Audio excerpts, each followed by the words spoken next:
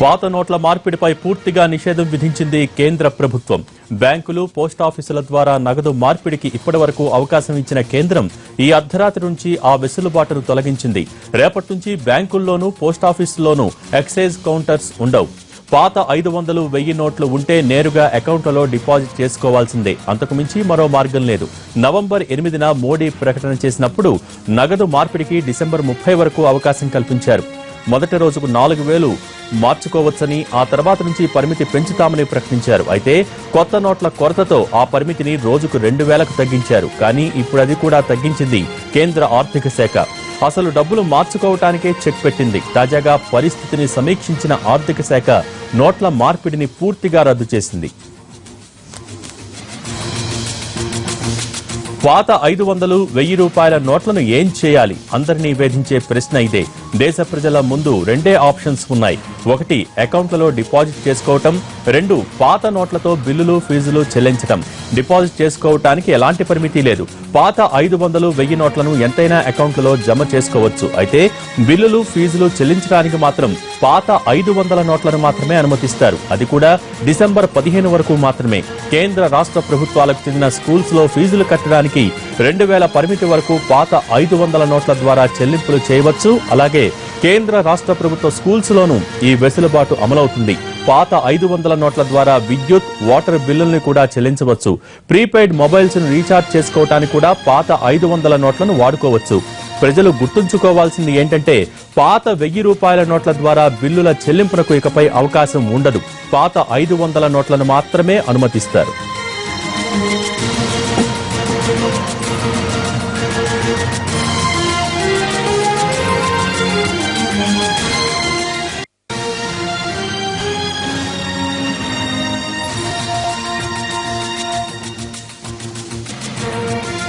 కేంద్ర కేబినెట్ సమావేశం ముగిసింది. నగదు రహిత ఆర్థిక వ్యవస్థను పెంపొందించడానికి ఎలాంటి వ్యూహాలు అనుసరించాలనే అంశంపై చర్చించారు.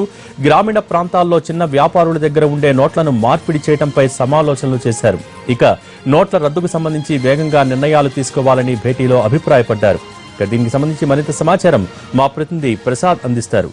ప్రసాద్, కేబినెట్ సమావేశానికి సంబంధించి పూర్తి డీటెయిల్స్ ఏంటి?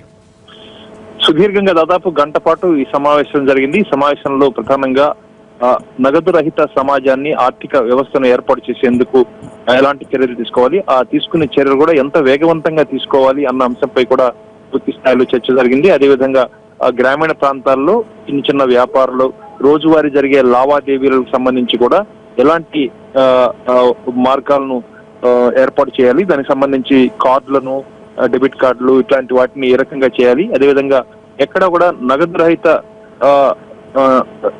లావాదేవీలు మాత్రమే జరపాలన్నది ప్రభుత్వం యొక్క సంకల్పం.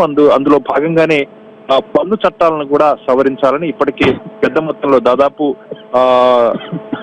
జనధన్ ఖాతాల్లో దాదాపుగా 40 గతంలో 41,000 కోట్ల రూపాయలు ఉన్నటువంటి ఈ ఖాతాల్లో ఒక్కసారిగా లక్షల కొద్దీ డిపాజిట్లు జరుగుతున్న అంశం ప్రభుత్వ దృష్టికి వచ్చింది. అదేవిధంగా పెద్ద మొత్తంలో వ్యక్తిగత ఖాతాల్లో కూడా జమ అవుతున్నట్లుగా వస్తున్నటువంటి సమాచారాన్ని దృష్టిలో పెట్టుకొని వీటన్నిటిపై సమగ్రంగా ఒక విధానపరమైన నిర్ణయం తీసుకొని చట్టాలను కూడా మార్పులు చేయాలి, చట్టాలను కూడా సవరించాలన్నది ఈ కేబినెట్ లో తీసుకున్నటువంటి నిర్ణయంగా ఉంది.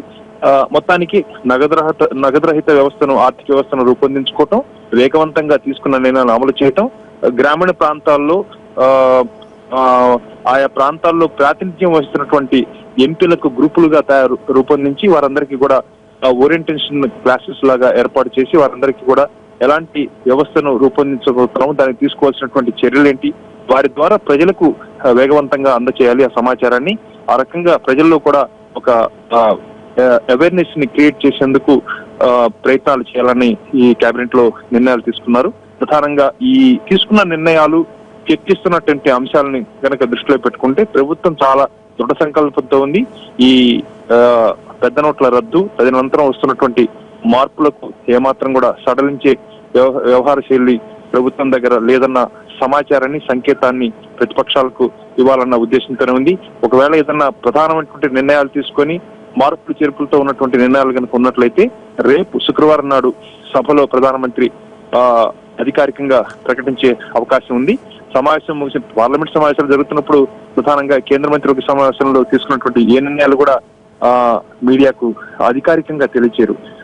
కాబట్టి ఒకవేళ అలాంటి నిర్ణయాలు కనుక ప్రధాన నిర్ణయాలు కనుక తీసుకున్నట్లయితే సభాముఖంగానే వాటిని తెలియచేయాల్సి ఉంది. కాబట్టి రేపు కనుక ప్రధానమంత్రి సమావేశాలు కనుక హాజరైనట్లయితే, చర్చ కనుక సజావుగా సాగినట్లయితే ప్రధానమంత్రి కొన్ని ప్రధానమైనటువంటి నిర్ణయాలు సభలో ప్రకటించే అవకాశాలు ఉన్నట్టుగా తెలుస్తుంది.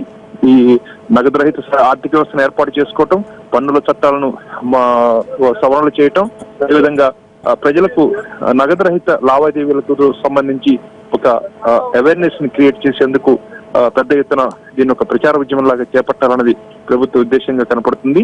అదేవిధంగా అధికారమైనటువంటి మార్పులు చేస్తున్న నిర్ణయాలు కనుక ఉన్నట్లయితే సభాముఖంగా ప్రధానమంత్రి వాటిని ప్రకటించే అవకాశం ఉంది. Thank you Prasad.